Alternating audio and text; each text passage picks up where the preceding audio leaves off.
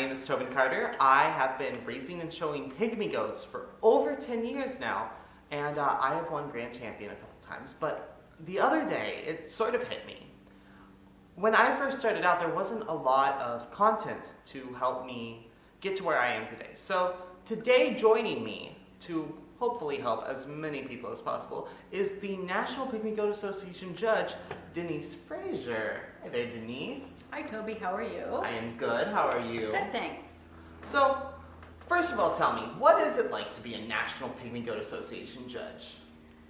Well, you have to have a love for goats, which fortunately I do. And it's been a lot of fun for me. I've been raising pygmy goats for about 20 years now and got a license about almost 12 years ago. And I've spent a lot of time, a lot of weekends judging. I average probably 10 shows a year that I go and judge. Wow. And I've judged our national convention twice. Oh, that's amazing. It was a lot of fun. This last one I did was over 500 goats in one day. So it's a commitment, but it's great. It's a lot of fun. That is great. So there is both showmanship and then there's confirmation. Is there a difference between the two? Absolutely.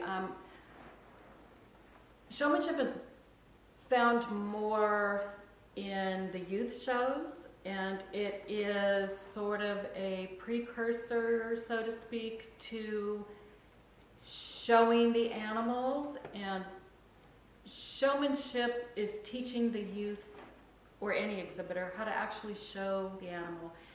And form follows function. There's a reason why we show the animals we do, and it's to present the most correct and best picture of the animal to the judge when you're in that show ring. Because you only have a moment, you only have a snapshot as that judge is looking at your animal. So you want to make sure that you've got the best picture of it, at that moment.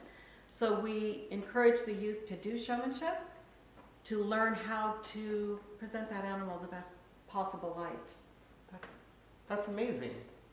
Okay, and so for everyone watching who's maybe not too familiar with a goat show, what are some of the things you as a judge are looking for in an exhibitor and their animal?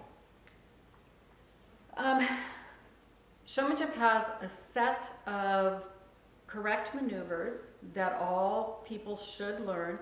How to handle your animal, how to set up your animal, the correct way to walk with the animal, and it's all geared towards, again, letting the judge see your animal to his best ability. Usually how I run a showmanship class, I generally bring my exhibitors in and have them start a circle around the arena.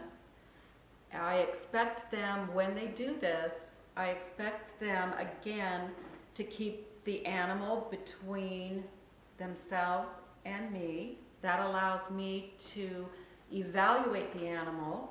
Okay.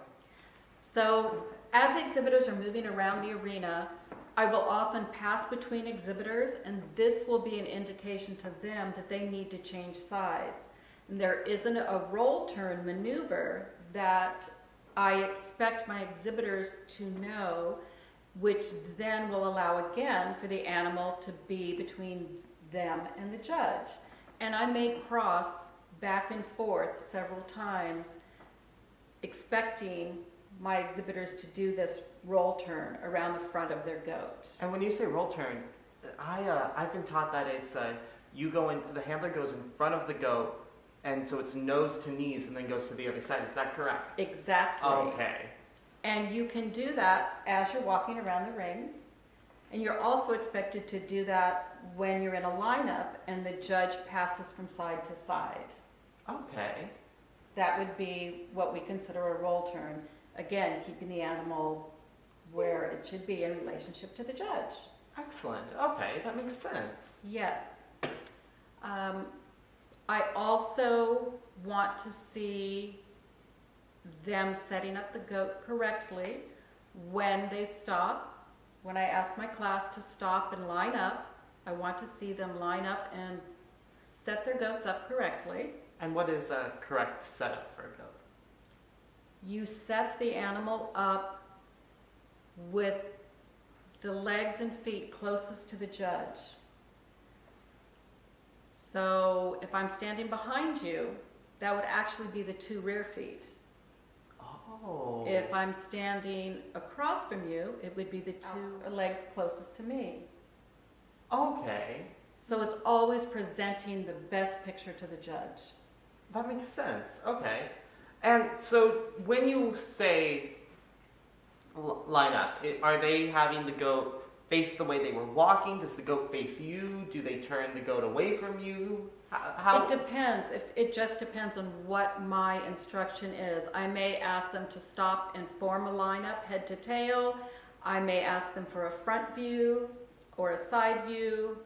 I often ask for a front view, and then I will say, I'm now walking around to check rear views. Okay. So that will mean, obviously, you better make sure your rear view of your goat is set up correctly. Okay. Yeah, that makes sense. And so after they stack their goats, well, what do you look for then? Can I tell you my pet peeve? Oh yes, we love pet peeves. I think this is master showmanship trick. No, actually, setting your goat up correctly does not mean just having even feet.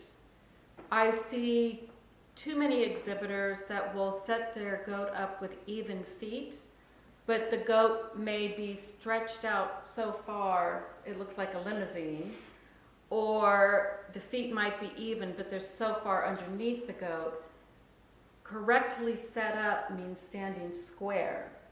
Oh. So it's evenly set up. Oh yes, Not stretched out, not too close, just very balanced. I think that's something every exhibitor kind of needs to, like, yeah, that's something important to note because I don't think everyone knows that. And that can ruin the picture of your goat. Thank you so much for doing this interview, Denise. It's been a lot of fun. I do was like to a talk lot of fun about to goats. talk to you. Oh, I love talking about goats too. Something in common. Exactly. Thanks for having me. Thank you. And if you need any more information, feel free to visit the National Pygmy Goat Association website.